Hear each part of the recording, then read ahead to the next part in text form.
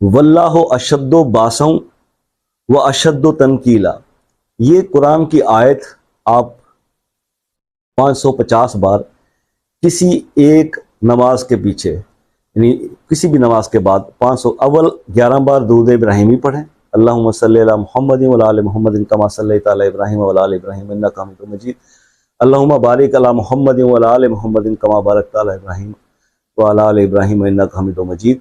और उसके बाद आप 550 दफ़ा ये कुरान की आयत पढ़ें और फिर 11 बार दुरूद इब्राहिमी पढ़ें। 21 दिन ये कर लें, इंशाअल्लाह जो तलाक तक मामलात गए हुए हैं वो वहीं पे स्टॉप हो जाएंगे और उजड़ते हुए बिखरते हुए घर फिर से जुड़ जाएंगे। अल्लाह के कलाम में बहुत ताकत है, उस पर पूरा यकीन करके अमल कीजिए।